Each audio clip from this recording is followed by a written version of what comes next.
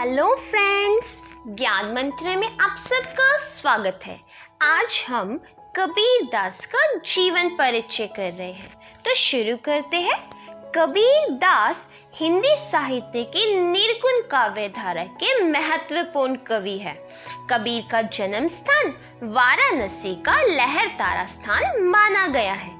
इनके जन्म के बारे में अधिकांश विद्वानों ने अलग अलग मत दिए हैं। इनका जन्म संवत 1398 ईस्वी के आसपास माना जाता है।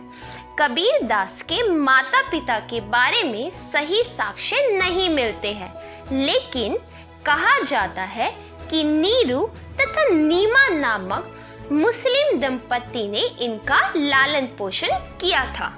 कुछ लोगों का मानना है कि कबीर दास एक विधवा ब्राह्मणी के संतान थे, जिसको रामानंद स्वामी ने गलती से पुत्रवती होने का आशीर्वाद दे दिया था, जिससे ब्राह्मणी को पुत्र की प्राप्ति हुई और वह उस बच्चे को काशी के लहर तारा ताल के पास छोड़ आई थी। जबकि कबीर पंथियों का मानना है कि कबीर दास का जन्म काशी के लहर तारा ताल में उपजे कमल के पुष्प के ऊपर हुआ था। विद्वानों का कबीर दास के जन्म को लेकर अलग अलग मत होने के बावजूद सभी विद्वान कबीर दास का जन्म स्थान काशी को ही मानते हैं। कबीर दास का विवाह लोई नामक कन्या से हुआ था। इनके 2 संतानें भी उत्पन्न हुई थी। पुत्र का नाम कमाल और पुत्री का नाम कमली था। कबीर दास ने अपने काव्य में एक स्थान पर अपने पुत्र का नाम लेते हुए कहा है, बूढ़ा वंश कबीर का उपजा पुत्र कमाल, जिससे यह सिद्ध होता है कि कबीर दास के पुत्र का नाम कमाल था। कबीर दास की कोई पारंपरिक शिक्षा नहीं हुई थी, लेकिन वह उस समय के काशी के संत आचार्य रामानंद को अपना गुरु बनाना चाहते थे। जब कबीर दास रामानंद के आश्रम गए तो वहां आचार्य ने उन्हें दीक्षा देने से मना कर दिया, लेकिन कबीर दास ने भी मन बना लिया था कि वह आचार्य रामानंद को ही अपना गुरु बनाकर ही रहेंगे।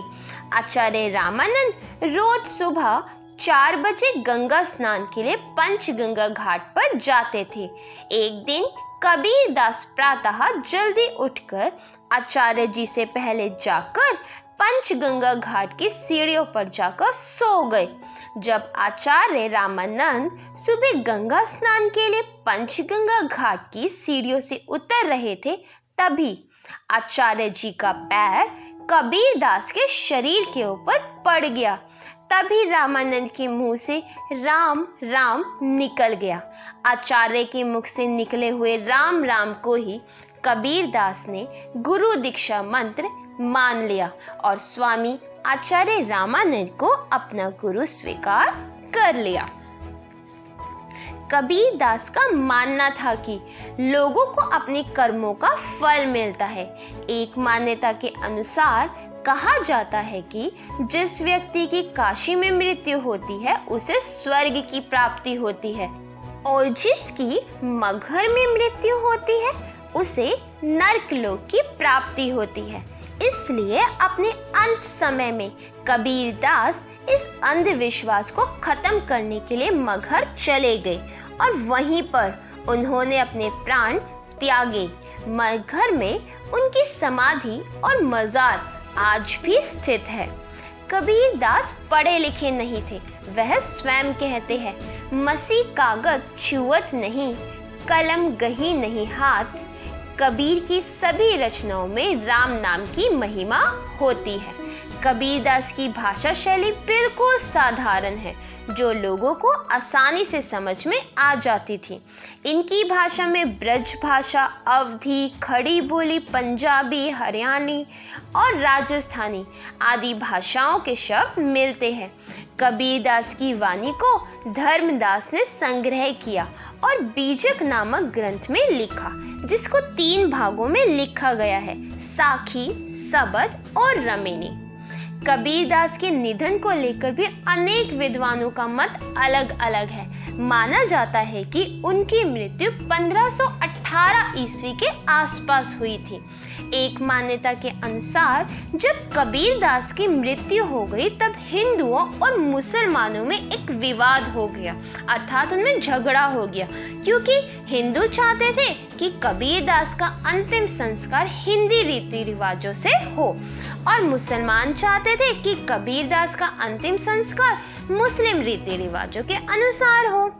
परंतु जब कबीरदास के शव को जिस चादर से ढका गया था वह चादर शव से हटाई गई, तब सभी ने देखा कि कबीरदास के शव की जगह पर फूल पड़े हुए हैं। उसके बाद हिंदू और मुसलमानों ने उस फूल को आधा आधा बांट लिया और उन फूलों का अपने अपने रीति रिवाजों के अनुसार अंतिम संस्कार कर दिया।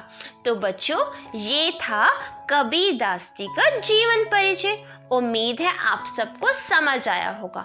कोई भी डाउट हो आप मुझसे कमेंट बॉक्स में पूछ सकते हैं। अगर आप इसी तरीके की कबीरदास के बारे में और भी वीडियो चाहते हैं तो आप मुझे सजेशन दे सकते हैं। वीडियो पसंद आई हो तो लाइक करना और चैनल को सब्सक्राइब करना मत भूलना। धन्यवाद।